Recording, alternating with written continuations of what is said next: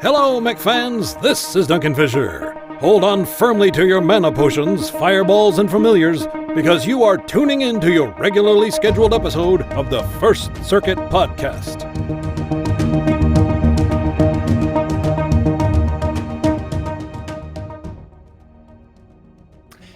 Hello and welcome everyone to the First Circuit Podcast, episode 142. Your hosts today include some of the usual suspects like OLDBOB. Hello. Bida. I'm here. Oh my god, Bida's here, and myself, Andreas. As you can already see if you're watching this on YouTube, we have some special guests today, because we're not gonna be talking about all the crazy things going on with MechWarrior Online. That's gonna be saved for the next episode. Today we're gonna be talking about MechWarrior Living Legends number 2, I believe. So, our guests today are Nene. Wow. And Bolter. Hello. So, in a few sentences, can you guys tell us who you are and, well, why you're here, basically? So I'm Nene. I'm the team lead for MechWarrior Living Legends 2. We also wanted to add, we actually formed the studio as an official studio, so it's JPL Studios now as well. So we have a name for the whole project this time. That's cool. And Bolter? Alright, Bolter, who are you? Hello. I'm basically the guy that slaps the editor until the code starts behaving. So got a technical design guidance official title, but mostly I just make things stick. Make things stick, okay. His official title is Code Team Lead. The glue that holds everything together. So Bolter is the guy with the magic in the background, and Nene is the guy with the big ideas. Well, I wouldn't necessarily say the big ideas anymore. That's starting to get passed over to. So Liko is taking over as the project lead. I'm still doing the team lead, so that way I can have the power to hire and fire, so to speak. So if anybody steps out of line, I can bring the foot down. We had like a bunch of drama happen, so having the ability to just make a swift decision on who stays, who leaves because they're doing something they shouldn't is my main priority. But other than that, I'm just the art team lead. I put the art assets in game. Alright, so MechWarrior Living Legends 2, for those who aren't familiar with the Living Legends 2 project, can you guys give us a rundown in a few sentences? What is Living Legends 2? How does it relate to the original MechWarrior Living Legends? And what makes it tick and special? So MechWarrior Living Legends 2, as the name implies, is a sequel to the original MechWarrior Living Legends. Its focus is still on, combined arms warfare, having all the assets, tanks, mechs, VTOLs, aerospace. That won't change or anything. What's special about this project, though, is we're no longer confined to a 15-year-old engine. We have the ability to actually do stuff we want to do, and like explore, play around with unique ideas, and do something different than what we could do on the old CryEngine. And so basically, like you're still in the CryEngine, though, right? No. Okay. With MechWarrior Living Legends, the original, yes, that's still constrained to the CryEngine. Okay. Us, however, we're using MechWarrior 5's engine, which is Unreal 4. Okay. Well, that's cool. Yeah, actually, I like that. A lot more stuff you can do with it, correct? A lot more. Oh, a lot more. There's a billion other tools out there that we can take advantage of. Mhm. And so with the way that we're wanting to structure MechWarrior Living Legends, right now it's a mod for MechWarrior 5. And for the time being, until we can get permission otherwise, it's got to stay that way. However, the methodology we can build the project has a lot of flexibility, I should say. So I don't know if you guys ever played around with the MechWarrior 5 tools at all, but essentially, if you want to make a mod for MechWarrior 5, you have to package the mod, and it has to be placed in a specific mod folder for it to work with MechWarrior 5. We can play around with that idea and say our plan is to eventually go standalone. So we're gonna take what our effort we did in the MechWarrior 5 editor, go over to Unreal 4 actually, and we can sort of add like a script to place in MechWarrior 5 to open up our project. So as long as MechWarrior 5 is required to run the mod, we are legally allowed to do what we want. Okay. Yeah, And then one. Oh wait, like Yeah, no, Pablo? I just have one like kind of reasoning for this. All this is because there are currently like quite pressing technical limitations on the MW5 editor regarding our specific project, since we can't use like native C++ code or build dedicated servers currently on the editor. So those are really needed for this project. Yeah, that was going to be my next question. How do you handle multiplayer? Without diving into too much detail just yet, can you give me a quick rundown of how that works? I could probably fix. So currently we are doing it by direct AP connections.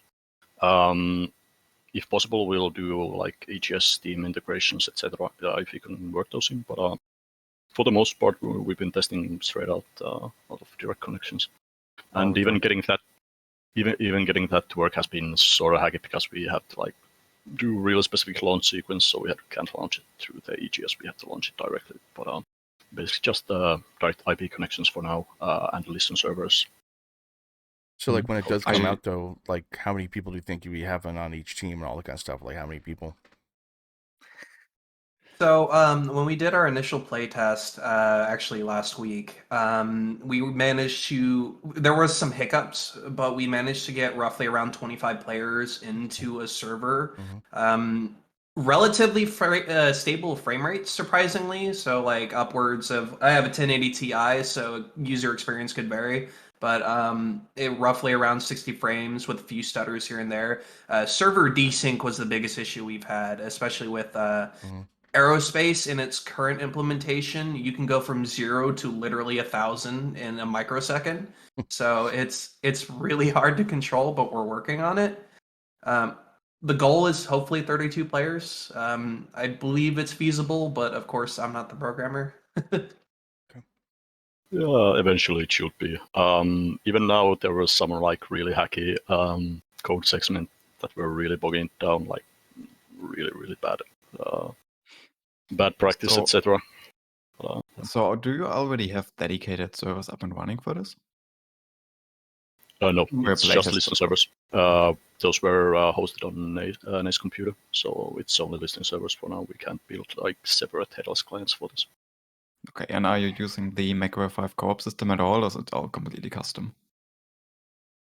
It's completely custom. There's its own menu for the direct IP connection. Currently, we haven't implemented that, but we could probably hack it in. Okay, cool. Let's maybe switch gears then for a second and talk about you guys for a second. So, what do you do when you don't work for free on Awesome Games for other people? Who do you want to start with? Go ahead, Nanny. Okay. So right now, so I moved from California to Tennessee, and I actually just recently moved here. Before I left, I worked for Apple as a 3D artist. So I did this a little bit professionally, and I'm trying to get back on board with it. Right now, I have my own business that I'm trying to run, doing animations and 3D modeling for small game studios. So pretty much that all the time, or school. Yeah, working on my master's. Cool. And on my end, I just standard working. I'm also studying like independently computer sciences and playing a lot of MWLL. If I may ask, how old are you guys? I'm 27. I'm 28. Exciting times, new blood for the MechWarrior franchise. That is really cool to see. Speaking of which, how did you get involved into the project and I guess MechWarrior franchise as a whole? For me, it's a little bit of a blur, but a while ago, I was a part of this Discord server that does like Blender art and stuff like that. So they hold monthly competitions. Well, not competitions, more like collaborations, where they'll put up an image and they'll segment it, give it different numbers, and say, "Hey, you'll model say number 7," and they'll keep passing around for that. And eventually, I noticed Bird thing was also in the server, and I saw his mech icon. I was like, "Oh, hey, fellow BattleTech fans," stuff like that. And I didn't ask him at first because I didn't know, but like over time, I realized, oh wait, you guys work on MechWarrior Living Legends. Do you need another artist? Because I'd love to sign up. And that's kind of how I got into the original Living Legends team.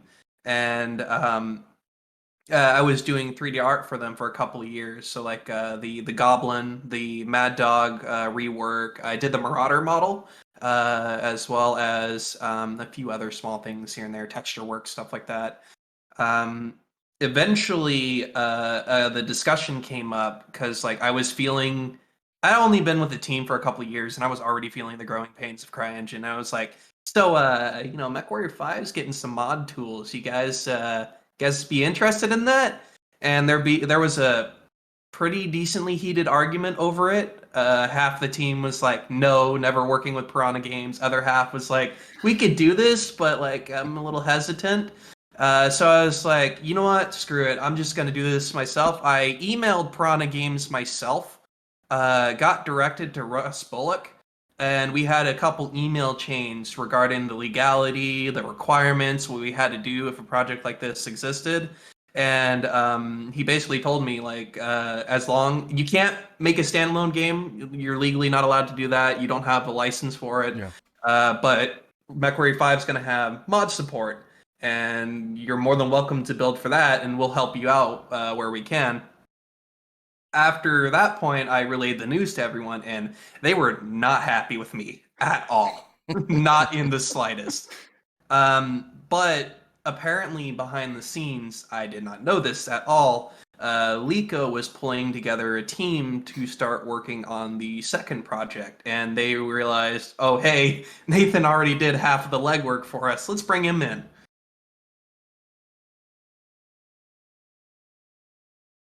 Right, and Yep. how did you get involved into BattleTech as a whole? Oh, so my uncle, he's not a family relative, but like he might as well be at this point. We've known him for years, but he worked for Hasbro. Oh, wow.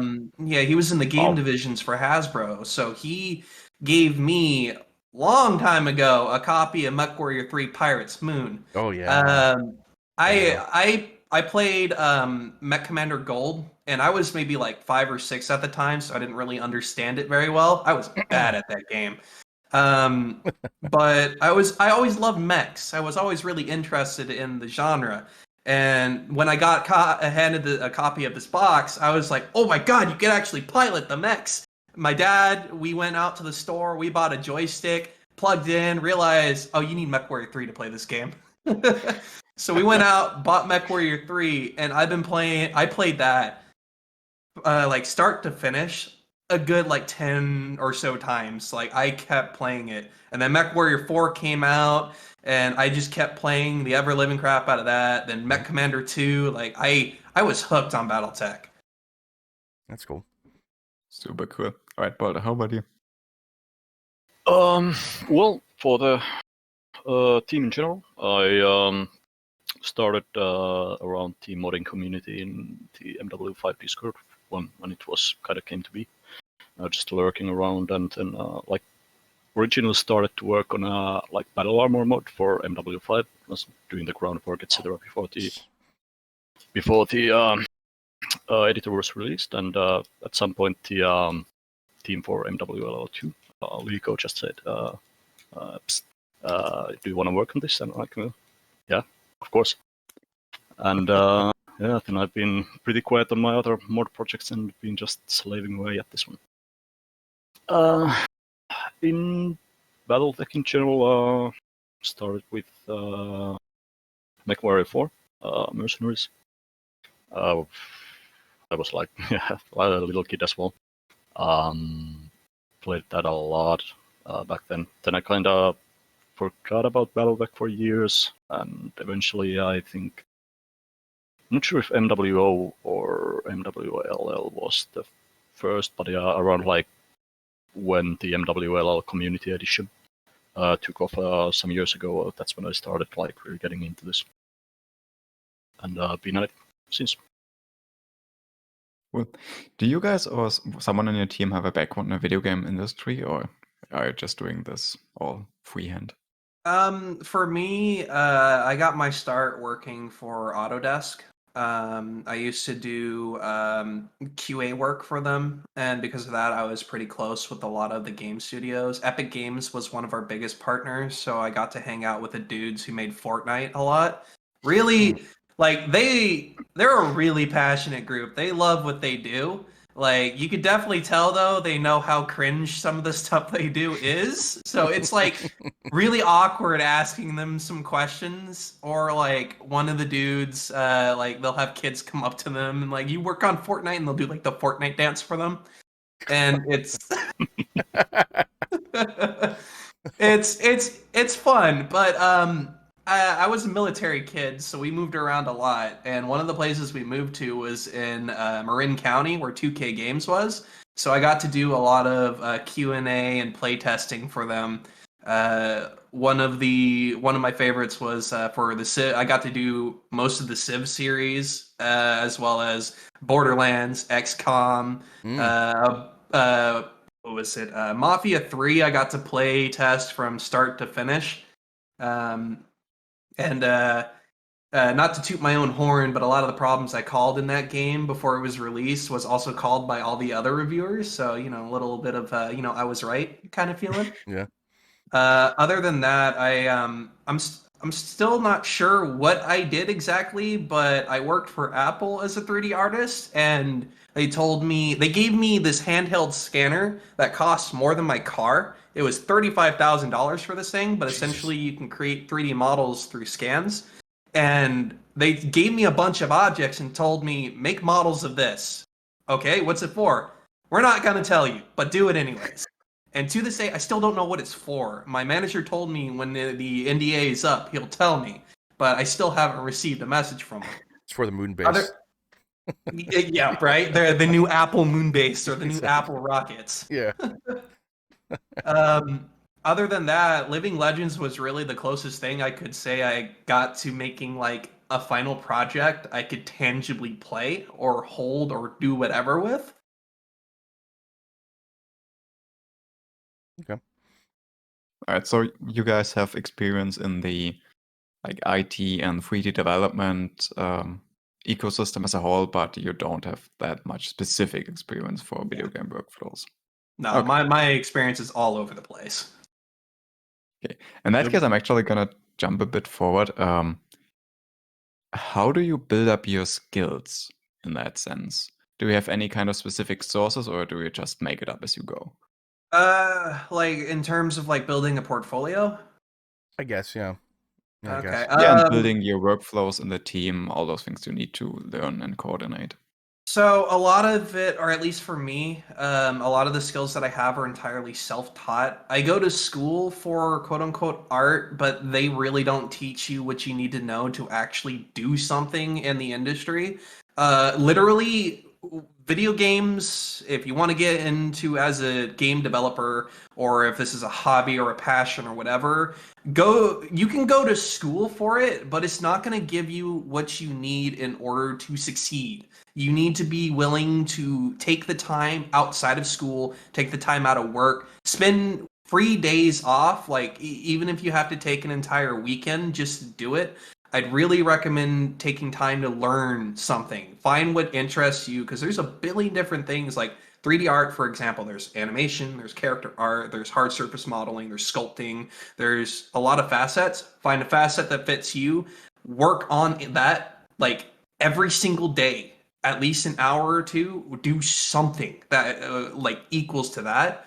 Build a portfolio, get something that looks nice, and somebody's going to recognize that. That's I may not have a lot of experience, but that's how I managed to get the job for Apple, was building a portfolio, doing a bunch of things that interest me. And if you do something that you like, somebody else is going to like that too. Balder, sorry, we kind of skipped over you. You were trying to say something earlier. I kind of forgot already, so I guess I can just answer this. I'm self-taught as well. I don't really think there's. I guess there may be schools for Unreal, but I mean, from what I've heard or stalked around, like the Unreal Slackers, which is the sort of official Discord for Unreal developers, like pretty much everyone has to learn it themselves. There's quite scant learning resources, so it's usually just some random YouTube tutorials, maybe some Udemy courses on it. But yeah, it's been a learning experience. Like probably the first year, I just read Battle Armor like four times, about 4 times, just like trying to brush up on how to actually make it work. Okay. So it's basically like every time in software development, you just Google whatever you're trying to do. Pretty much. It's sometimes it's really that simple. There's hopefully you can find something that it's some edge cases might not be available if you're like trying to do some custom systems. There might be no guide to do that, so it's just like applying some similar techniques and trying to get it to work. A lot of trial and error has gone into this project. Yeah. How many people do you currently have as part of your team? Hold up, I can pull up the Discord and tell you. Oh, wrong button. Server settings. That would be 55 members of the team currently. Wow. Wow. You have more people than PGI does. So we when we started out with maybe like 12, 15 people spread out. So our current organization is spread between 4 different teams. So we have the design team, they handle like maps and game modes and stuff like that. The code team, which is what Bolter's leading, does all the framework of the game. Then the art team, and then we also have the sound team. Sound team has, until recently, more or less did all of their work in a single week. I don't know how they do it.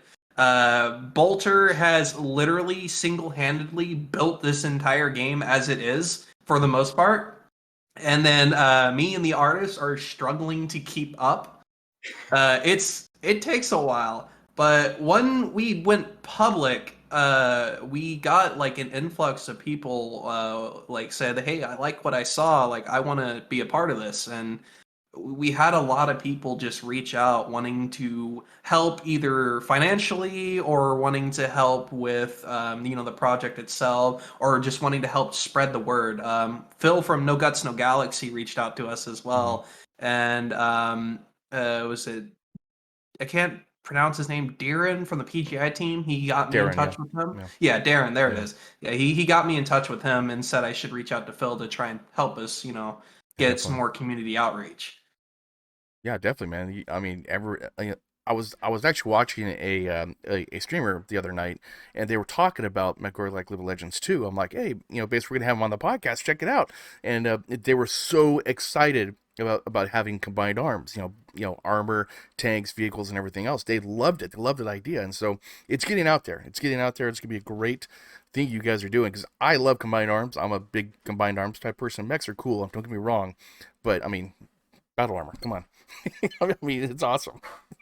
Yeah, I mean, like, there's a reason why I like Bad Company 2 over, say, like, Call of Duty at the time. Like, I really like having the option of combined arms. There's a lot of strategy you can get into it, a lot of creativity. Some people do some really, really cool stuff using the tools that they're given. And I feel like BattleTech as a whole was always about combined arms. I mean, I've never played like the physical tabletop outside of like there's like a MechTech game you could download with people online. Yeah, that.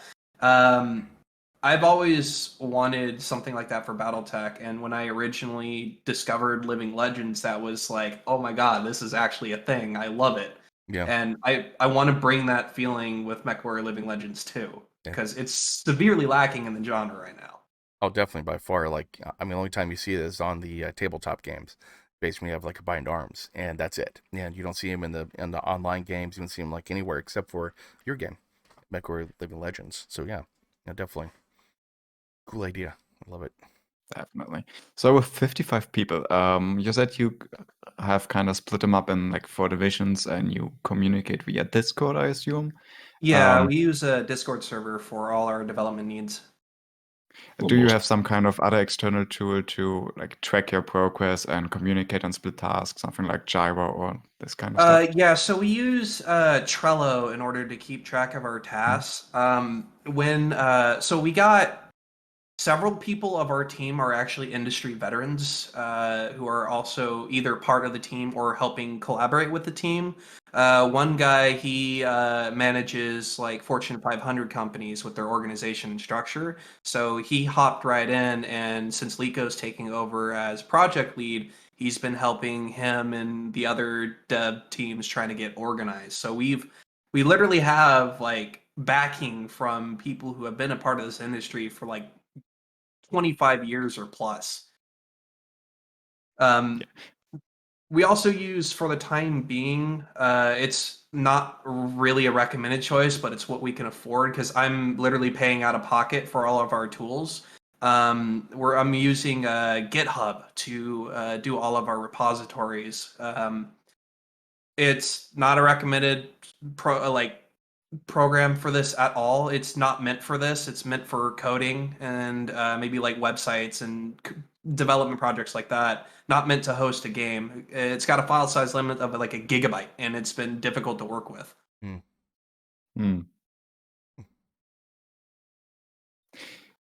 And so with this many people, do you have a rough guess how many actual work hours you get per week or month or whatever?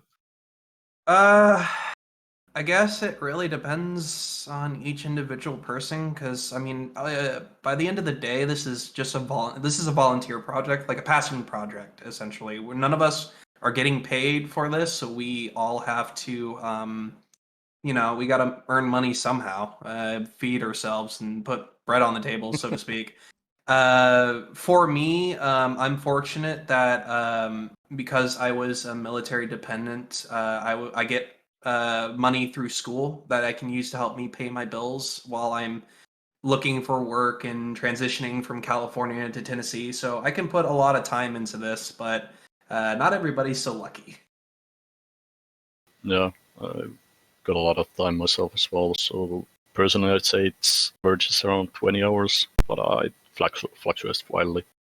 Sometimes it's like 40, almost 50 hours a week if I'm really like getting into groove, and sometimes I may like take a week or a half, just chill, brew up some ideas, and yeah.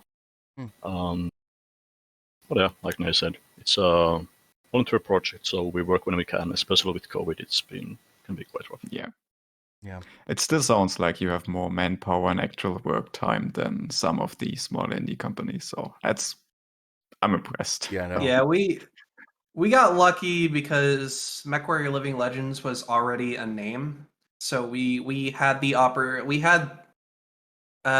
were allowed to use that essentially. If we didn't have the name of MechWarrior Living Legends, like people are basically going to say like, "Who the heck are you guys? What do you think you're doing?" Do you?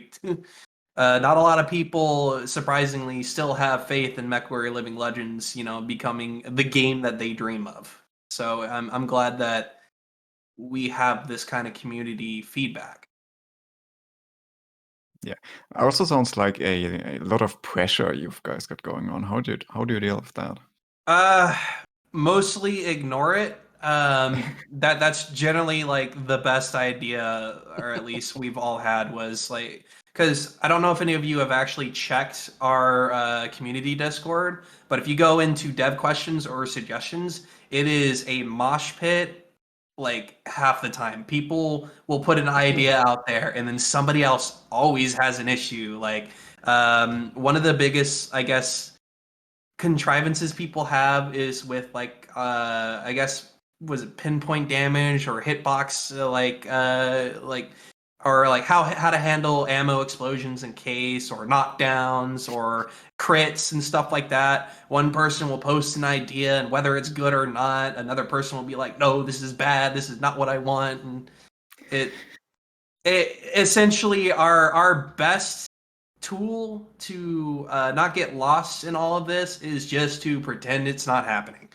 We'll answer whatever questions we deem are like legitimately good questions, and like we'll give feedback based on our current dev model and where we're at in the project. But other than that, we try to ignore it. Yeah, that's what you got to do. So- Truth. That's it. So if you're already discussing questions that are this specific, can you give us a rough idea where in the project timeline you are? Like, it originally sounded like you're still quite at the beginning, but you're also thinking about things that are really late. Yeah, we're still definitely in the beginning of the project, and that's one of the struggles we've definitely been having is when we went public and did our first playtest, in our own dev Discord, there was like a lot of excitement, and with excitement, you tend to have people who kind of get ahead of themselves. So Lico's goal has been to try and reel it in a little bit and keep things realistic. But yes, we're very early in this project. We barely have the mechs are all PGI's models right now. We will be replacing all of PGI's assets with our own, but everything in the game right now is a placeholder. We only have, I want to say, 2 models that are our own. It's the Donner for the VTOL and the Saber for the aerospace. Other than that, everything else is PGI's own work. So once we can get that, we can have more of an idea of where we're at, but we're still very early in the project. What was the background of the decision to go public at this point right now, rather than sooner or later? Uh, we've had a lot of discussions regarding going public for the project. It was kind of split whether or not we should wait until we had something to show before going public or going public ahead of time. When we got to the point that we had a playable like early alpha build, we figured, you know what, like we can't really get more done until we know how well this actually works. And that was the point of the public stress test, was to see how well it works. And we can't do a stress test if people don't know we exist. So it was a bit of a catch-22. So we had to go public. We had no choice. And so you did the public alpha test 2 weeks ago, something Yeah, like we that? did it. Yeah, at this point, it was 2 weeks ago, and we had a pretty big turnout for it. I think in total we had anywhere between like 30 and 40 people come to either watch or play. 25 players in game. The rest were just observing, stuff like that. Um, Hopefully we can get the servers up to 32 players, but I'm still surprised it worked that well. So what was the general consensus from the people you've talked about the playtest? How did it go? A lot of people really they had fun. We had a lot of fun playing it. If you Critical Rocket actually was there as well doing a recording. I'm not sure if any of you watched his video he recently posted for Living Legends 2. But the general consensus was that for what it is, very, very early alpha project build, it was competent at the very least. It works kind of. It's fun to play. You can see a lot of what Living Legends currently has. Like you can see the early like frameworks for that and what we have right now. There's still a lot of issues we have to go through, a lot of problems. The aerospace model and the VTOL model needs to be tweaked a lot. Ground vehicles sometimes get stuck in the ground. Mechs are the only thing that's like working. Yeah. But for what it is, it's a good framework for the future. Yeah, as always with any project, expectation management is probably the most important thing after going public. Yeah, I won't lie. I was also one of the big offenders for that because like I got about a billion ideas I want to do with this project, but like realistically, we have one goal, and that's to make like a parody of Living Legends before we start doing anything else. Just port the Telmo. What's that? I'm sorry. Just port the Telmo. That's the idea. Yeah, that sounds about right. Yeah. For the test, it was a positive surprise. Like I could see the netcode being butchered, etc. So it's still a work in progress. But from what I understood, we didn't have any crashes or barely any crashes. Stability was good. Most of the core systems worked, etc. So all in all, I'm positively surprised that it even got past 12 players. Wow. Okay. Yeah. So at the risk of kind of going opposite to expectation management, what are your current plans in terms of separating MechWarrior Living Legends and Living Legends to like what feature sets do you want to differ? Do you just want to basically clone the game and expand from there? So we're not going to limit ourselves to just being another Living Legends clone, because I mean, Living Legends as it is, it's old, very very old, Mm-hmm. but it's still a good game. It's still fun to play, and like if you want to play Living Legends, you can just go play that because it's already like more or less finished. Yeah.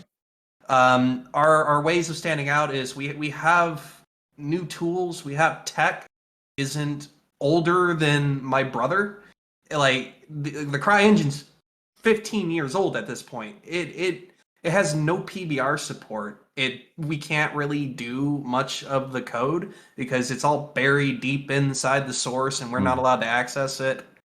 What we have here is the opportunity to do something new. Like for instance, one thing I would really like to do with this is space battles. I Ooh, feel yeah. like um, I Yeah. like Battlefront 2 style space battles. In essence, I would like to do something like that, you know. I don't know if you guys have played Mech Commander Gold or anything like that, but there is a 2 segment, like it was like 2 seconds where at the very beginning of the intro for that game where when they're coming in to drop on a planet to invade Yeah. Clan Jade Falcon, you see that a Corsair comes in and blows up a comsat. I want to take that and turn that into a 40-minute game mode. Yeah. See, like the only thing I would see probably would be the warships. You know, like if you could put warships like into it, though, like how would you do that? You know, like then obviously you got aerospace fighters, or would they just be in the background? You're all aerospace fighters, or just whatever. I think that'd be cool, though. I mean, I would love Yeah, that. That'd be awesome. where that's definitely something like it's just an idea Hmm. we haven't written anything down, so we definitely have to like really discuss it.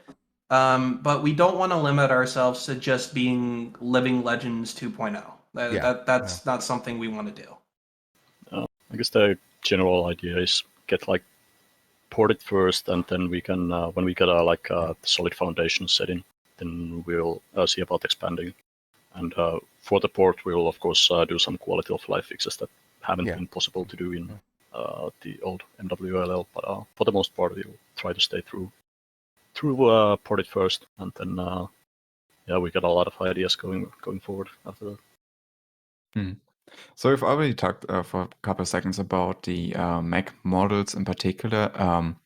You plan on doing custom models for most of the mechs, I've gathered. Are you planning on kind of taking the Living Legends designs and just porting them over to engine, or do you want to blend them and the new style for BattleTech? We're gonna blend the old and the new styles. There's an artist that we've sort of been taking inspiration from. His name is Shimmering Sword. Yeah. I know he did a lot of art for the tabletop version models, and we wanted to take sort of that style. As I like some of the mechs that they have in MechWarrior Online and MechWarrior 5. I like some of their models, but a lot of them feel like are they feel like they're made from the same factory kind of thing, where a lot of them they're really blocky. They have a lot of squares and a lot of angular shapes, and I feel like it all kind of blends together and becomes samey. For instance, my favorite mech is the Bushwhacker. In MechWarrior 3, it's a Yeah. line mech. It's supposed to get in the thick of things. And in MechWarrior 3, it's a meaty boy. You can tell like he can give some punishment and take it. And in MechWarrior Online, he looks like he needs a Big Mac. Like he's so tiny and so thin. Like it's just I love the artists for the team. I've met a couple of the artists. They do some amazing work. I just feel like the direction wasn't all there. it feels like it's going towards well, say Robotech. Like a Mhm. lot of the mechs look like they can be ripped out of Robotech at this point. Yeah. Don't tell Harmony Gold that though. Yeah. Lawsuit mechs. Exactly. So in that sense, what do you think about the tabletop redesigns? Have you taken a look at those yet? I've looked at actually. We looked at a lot of the tabletop designs. In fact, I when I was making the Marauder for the original Living Legends, my Marauder is slightly a cross between the MechWarrior Online Marauder and the tabletop Marauder. Okay. I just kind of kit bashed a lot of the parts, so to speak. I took a bunch of different references, took what I like from one, took what I like from another. The legs for the Marauder, for instance, are from the online version, but the arms are from the tabletop version, stuff like that. But we've looked at the tabletop arts a lot, like really in detail to figure out what we do and don't like about each of the models. Okay. So, Balder, Mhm. I would like to ask some questions to you then. Right. From a development standpoint, I guess a lot of things are a lot easier to develop from the new Living Legends than the original one. Are there some challenges you found that are just much more difficult in the Unreal framework? I haven't really worked with, but I did some minor code work with the first game, so can't really tell you all the differences. But Unreal runs on, well, basically what we only run on is blueprints, which is basically like the Unreal flow graph coding language. So just the sheer rapidness of iterating on that is, I think, one of the key best points that you could probably take from those. Like if you run on CryEngine, you will have to go first, then slap it in, run those. In Unreal, you can just like slap your nodes together, then you press play, you're 5 seconds and you're testing it. You can go back, do your changes, and it only takes like a few minutes to test, so you can like trial and error really fast, which is one of the biggest strengths, I think, at least from my end. Yeah. Do you have aerospace and VTOLs that are already player controllable, right? I remember that from the playtest. Yeah, we got I think all but the tanks are like playable currently that work. Tanks still need some love. They got the framework set up, but it hasn't been finalized, at least on the code side. But like getting ASF to work, it was alright. Like we're doing fully custom blueprints for this, so it's basically just working from the ground up. We got a great designer, Ancient Demise, that's basically designing the all the aerodynamics, etc. And I'm basically working off those, making it run in the code. And yeah, it's relatively easy. I'm not going to say it's like really straightforward. There's been some back and forth on that, but for the most part, it's quite a breeze working. As long as we can work on like our own code base instead of like trying to mash something with MW5 code base, which can get quite True. difficult. Yeah. Sometimes. Yeah, and I guess in terms of meshing, did you have to do put a lot of extra work into making vehicles player controllable? Well, they're custom blueprints, so yeah, it's all built from scratch. I tried initially going like taking the MW5 mechs, tanks, etc. And while it probably could have worked, it would have required a lot of hacking, and like the overall, how would I say, fidelity of the tank simulation isn't really what we want. Like it's quite bare bones in like how you can control the tanks, etc. Okay, very interesting. What tools do you use for dev work? You've already mentioned some of the tools you're using to coordinate. What do you use for actual dev work? So Yeah, go ahead. oh, sorry, Boulder. Each of us use different tools because different teams do different stuff. But the art team, we use Blender. I worked for Autodesk, but I still prefer Blender. For all the model work and sculpting, creating characters, creating art assets. For textures and stuff like that, we use Substance Painter. It's just the industry standard at this point, and it works really well. And well, from our end, it's fully Unreal. Like, there's really can't really work outside it for now. Eventually, we can. Well, everyone will probably use their own ID, but yeah, it's code work after that. So, like, Unreal Engine, is that a open source program to go ahead and mess with and everything?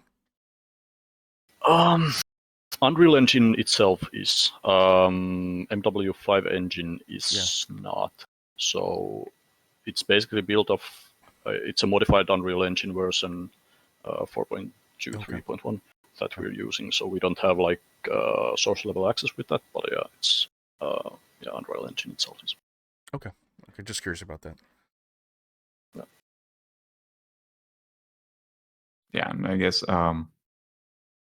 I mean, IDEs realistically don't matter too much, and then you said GitHub to exchange the actual game, and like 1 gigabyte file on it. That sounds painful if you want to. Yeah, surprisingly, it's worked just because Unreal packages its files a bit differently than say Unity does it. When you do it in Unity, Unity throws it all at once.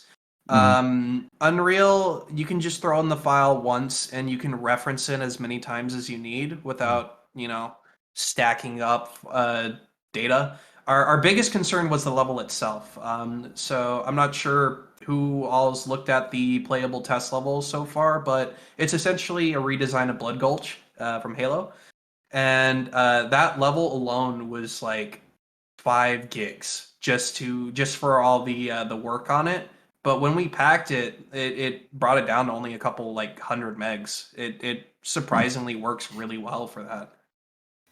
Yeah, we're in the process of migrating, I think, to SVN right now, because while GitHub has worked, because we haven't really expanded, but now that we're kicking up the gears with art and level design, it's going to get real bloated, and we're gonna run into the problems GitHub has with binary projects real soon. I think with IQ Fish, with the Hired Steel project, I don't know what he uses, but it works for them. You might want to go talk with IQ Fish, and he's in our Discord, the development Discord, so I can ask him. Yeah. He's providing some assets for our project to help us out. I mean, it's better than trying to model everything from scratch all the time. True. But for instance, the flight seat that we wanted to use for our mechs and our aerospace, we're gonna steal it from him. That's cool. So I recall Substance Painter is a licensed paid software, right? Yep, that is correct. Do you have other tools that you need to actively pay for?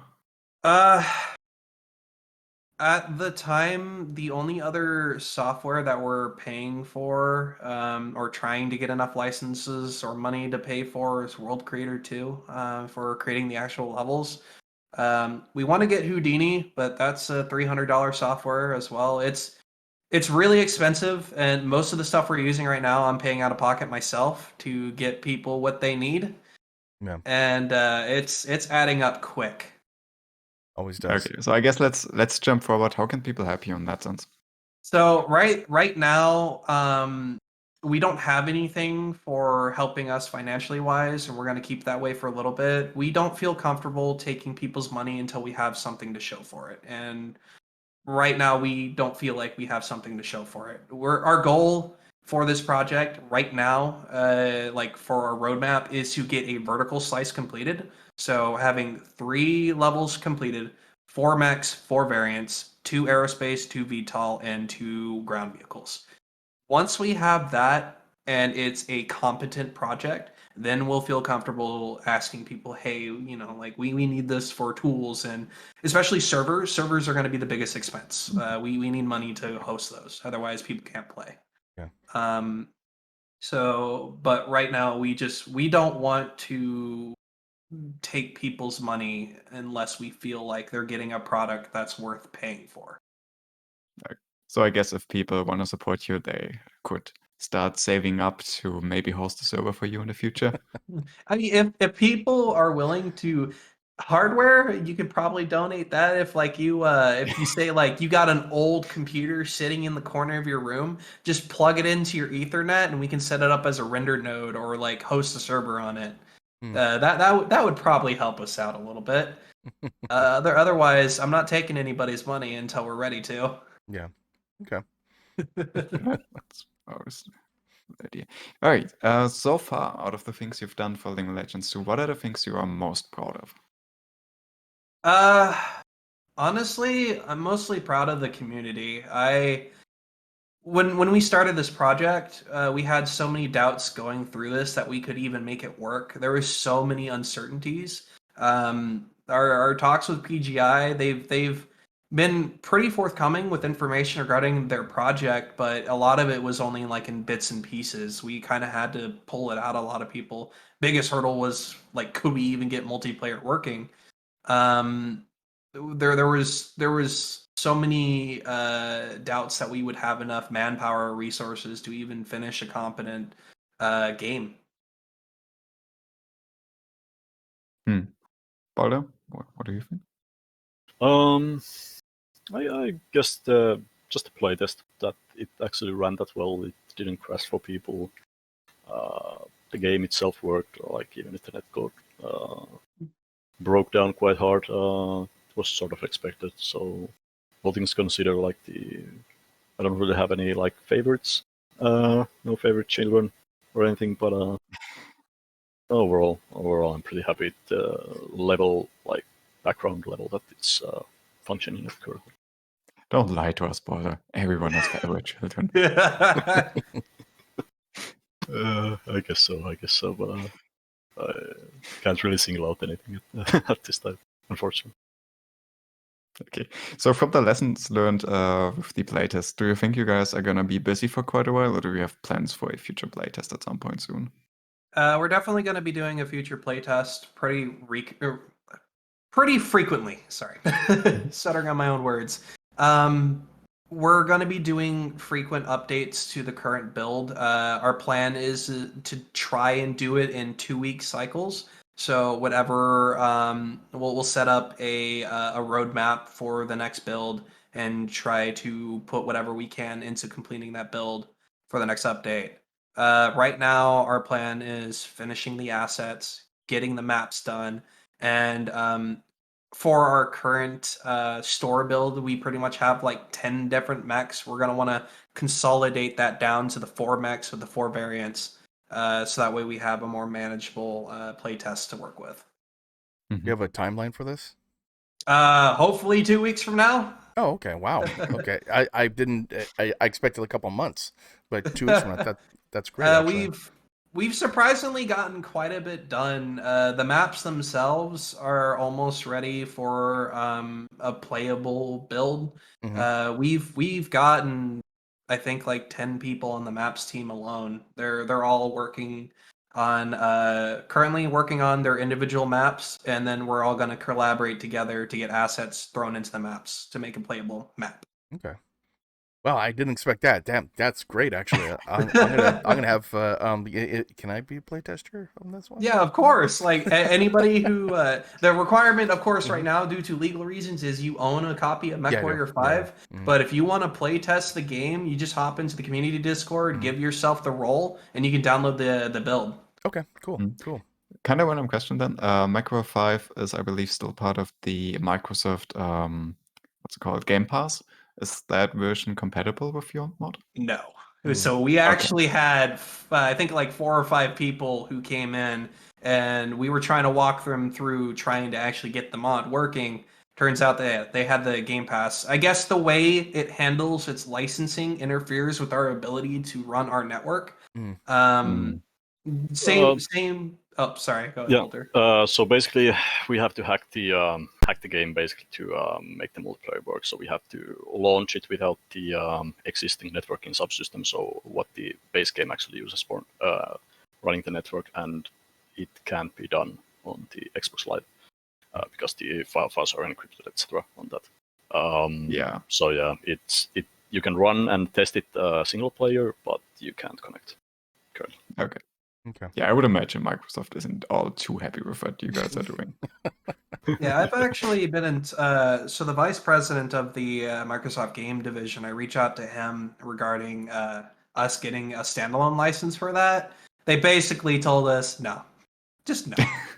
Nice try, guy. No. He didn't even give you a price that you would have to pay, just no. No, he was just no. The wording was, "I'm sorry, but we're not looking for another BattleTech product at this time," which essentially equates down to, We're gonna hold go on to it F for 30 yourself. years and hopefully, something pops up or something, right? Yeah, Yeah.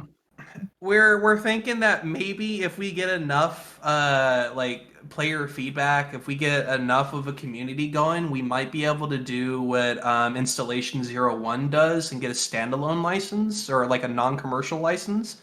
So we can't, make money off of it outside of maybe like donations and stuff like that. But we'll still be able to be outside of PGI's framework. Yeah. Okay. Very cool.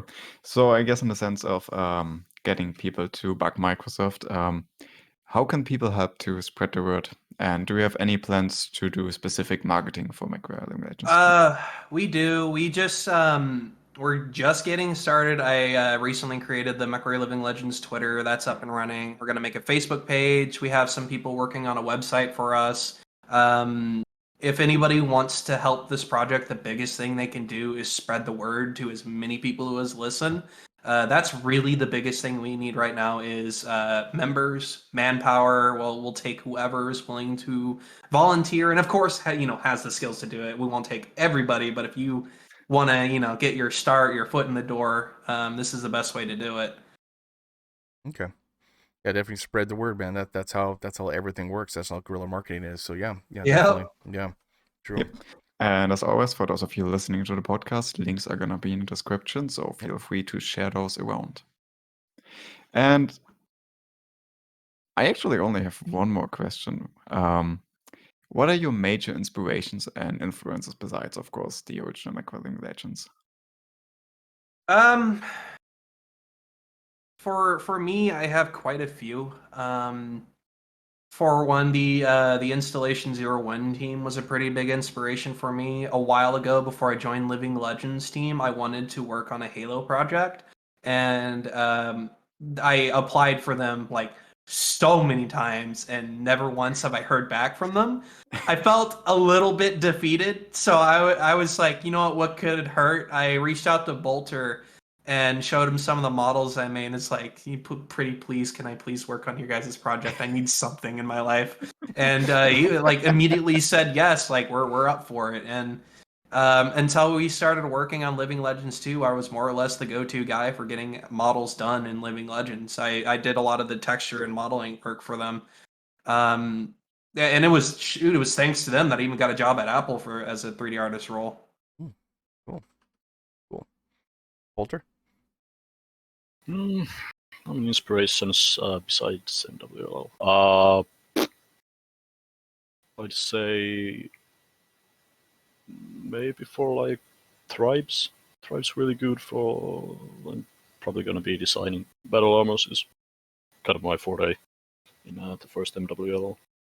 So like tribes, stuff like squad, etc., which aren't directly applicable, but there's a lot of good design influence from those, and general feel for what you can get in like a combined arms setting going on.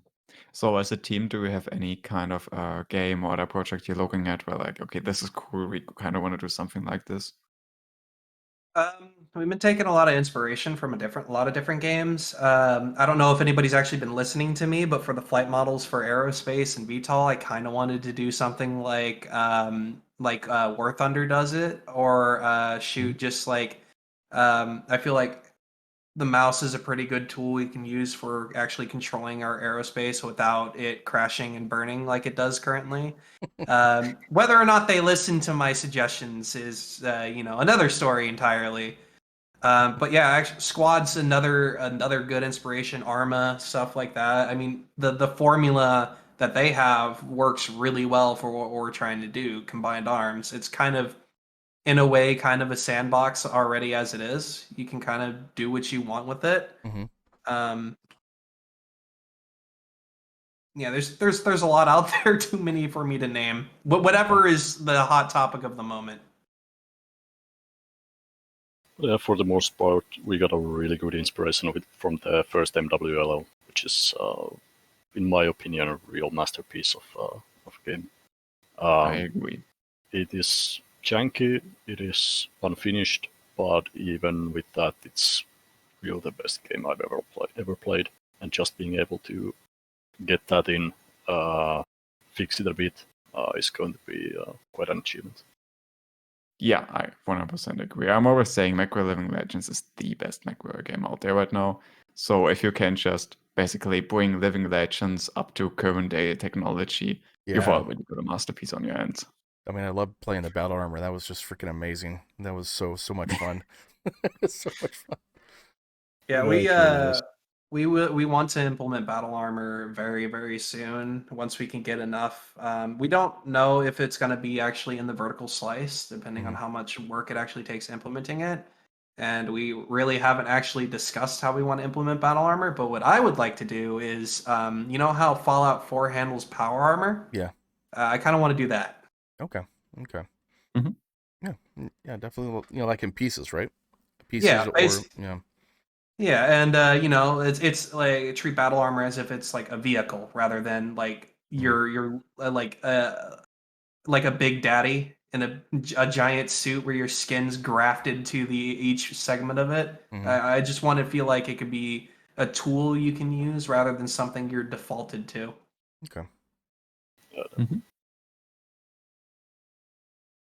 Yeah. What I Well, associate with Fallout 4's power armor now is the noodly men in Fallout Oh 76. God. Yeah, exactly. Oh, what a disaster that game was.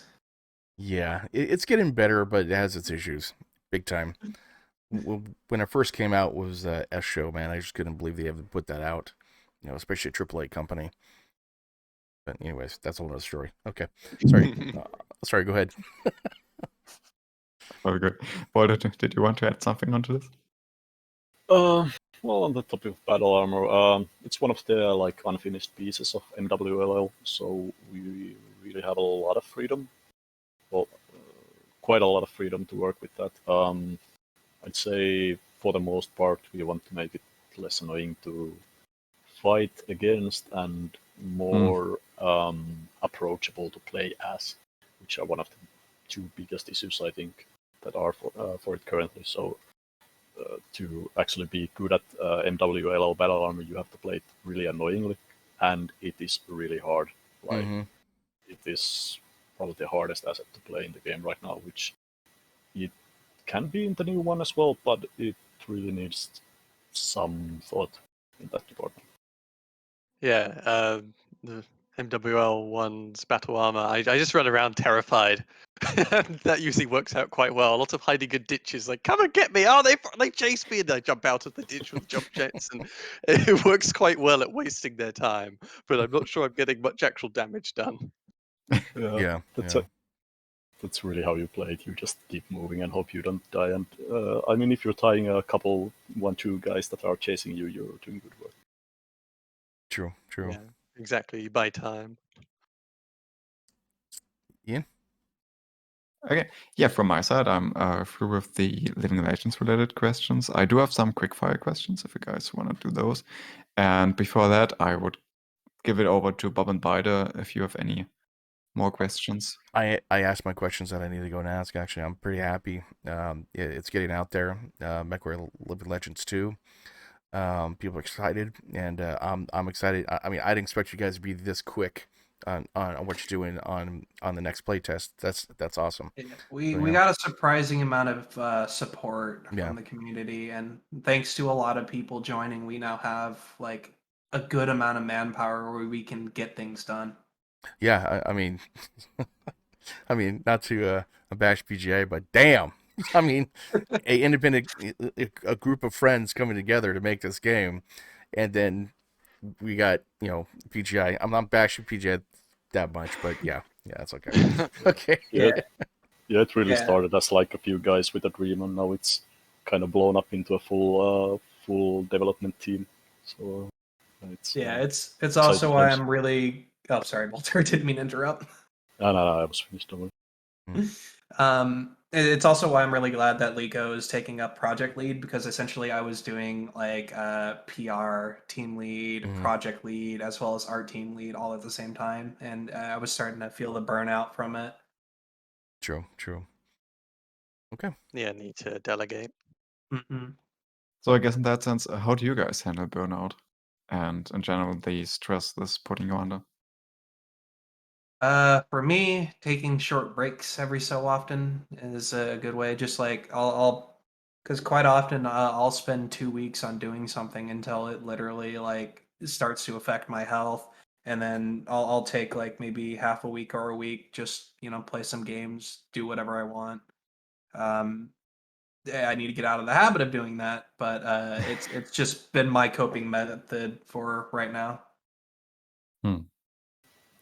For me, it's kind of taking it easy, so to speak. Like I don't really force myself to work, so I just have found that's the best way to approach it personally. Just work when you can, and usually when I start off doing like let's do one quick fix, and then it blows up into me working 6 hours on finishing the system, etc. So yeah, just taking it easy is thing for me.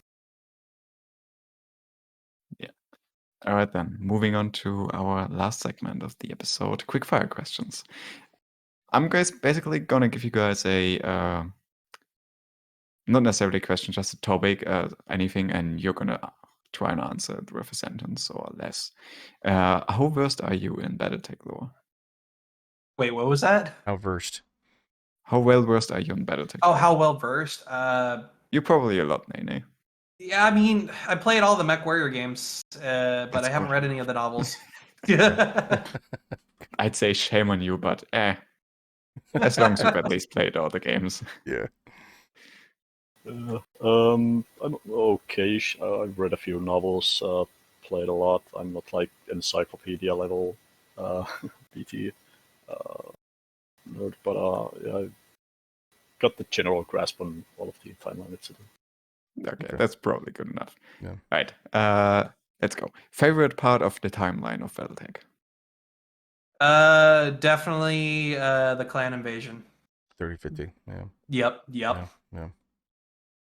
Yeah, probably the same. Maybe Jihad. I haven't really read stuff about that too much, so I'm not really how well versed in how quality it is. But the idea intrigues me. Least favorite part of the timeline? Uh, Early Succession Wars, definitely. Really? Oh wow. Yeah, Okay. I guess for me, just a lot of it is I guess just none of my favorite mechs are in it, so not a huge fan. Okay. I love the politics of it. It's just like it feels old because it is in terms of BattleTech timeline. Yeah, it's pretty old. I mean, that answer wasn't quickfire compatible, but that's the first time we've heard that. So Yeah, that's the first time I ever heard that actually. Yeah, normally it's like Dark Age or something like that, or like Jihad or something like that. But okay. Walter? Worst part. Probably clan invasion for the simple reason that the clan IS, how would I say, interaction was really clunky in my opinion.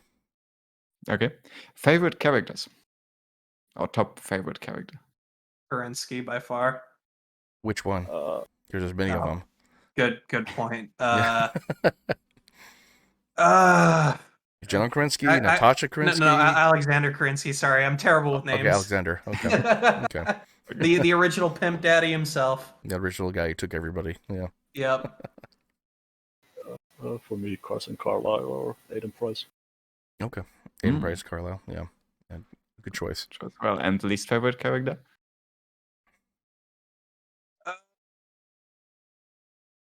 Maybe Katrina Steiner.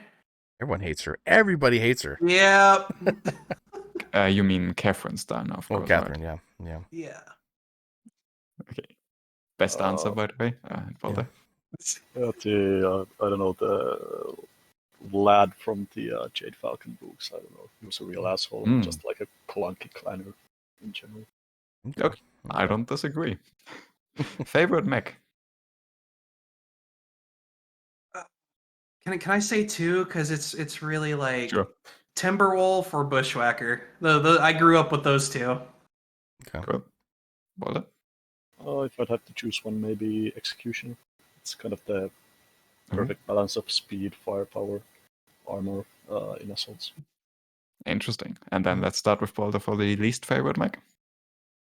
Least favorite mech? I don't know. Maybe Banshee. The basic lore variants. Okay, I'll take that as an answer. Henny? Oh, there's so many mechs that I absolutely hate. Probably say the Commando. Okay. Okay. Interesting. And then, very important for Living Legends, the favorite. Let's make it a broad category: favorite asset, vehicle, whatever you want to call it. Definitely have to be the mechs. Max. Okay. Okay. Battle armor for me. Yeah. Obviously, Bolter. Yeah. Battle armor. Okay. Okay. Very cool. Well, that's gonna be it from me. Do you guys have any last words you wanna give to the audience of this podcast? A bit of a thanks, actually, because I mean, if it weren't for the community, Living Legends wouldn't be what it is today. If we didn't have so many really passionate players, so many really passionate fans, helping us out wherever they can, or spreading the word wherever they can, we wouldn't have Living Legends 2. It just wouldn't happen. So everything that we've done is because of the fans. Don't really have any snazzy comments apart from thanks for the team. We've done some really great work, and we can keep making some great work.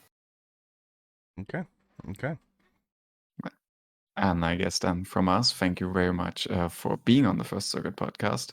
And of course, more in general, thank you very much for all your work on this new project. I'm personally super excited. I love Living Legends. I'm very much looking forward to seeing the future of what you guys are doing. And yeah, I hope we can probably play it at some point soon. Yeah, definitely. If you're interested in joining the playtest, I'll be putting it out announcement on the community Discord and the Twitter as well. Absolutely. Right, Bob, you any last words from you? No, I'm good. I'm happy. I'm happy. That's all good. Yeah. Hope it shapes up well. Yeah, definitely. Yeah. That's Okay. True. In that case, again, thank you for being on the First Circuit podcast, and to all of you listening and watching this, thank you for listening and watching to the First Circuit podcast episode 142. Today we've talked about MechWarrior Living Legends 2, and I hope you had as great a time as we had.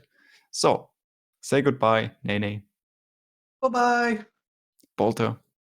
Bye-bye. Old Bob. Bye-bye. Beide. Biter. Biter. Beide.